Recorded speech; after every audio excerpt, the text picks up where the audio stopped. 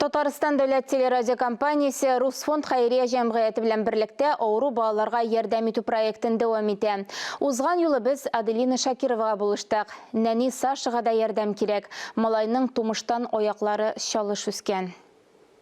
Саша үзенең беренче адымнарын яшь ярымда гына ясаган. Аяклары тумыштан чалыш үсү сәбәпле аңа йөрүе бик авыр. Тулысынча аягына басып иркенләп хәрәкәт итә алмый. Из данной ситуации, что это вторичный косолапс. Тумыштан аяклары чалыш булудан тыш, неврологик үзгәрешләр белән дә хәл тагын да катлауланган. Хәзер дәвалау этапларын узарга кирәк. Беренче булып, аякларын гипсларга, беренче кат операция ясап, сөяк җилеген күчереп утыртырга кирәк. Бу җепселәрне ныгыта.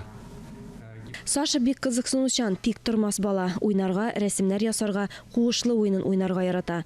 Тик аяк табыннарындагы проблема сәбәпле еш егыла. Шулай да малай бирешми. 1 яшендә үк аңа операция ясаганнар. 3 яшьлек баланы тагын дәвалау курслары көтә. Ножки каменные становились.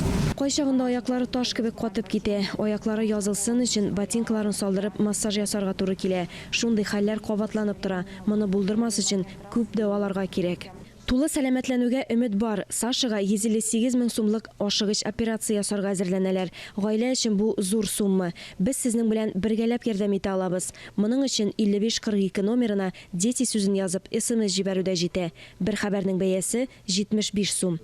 Күбрәк өлеш кертергә теләүчеләр өчен тулырак мәгълүмат безнең телерадиокомпания һәм Русфонд сайтларында. Алия Галиуллина, Диана Дасаева, Ленар Хабибуллин, Татарстан яңалыклары.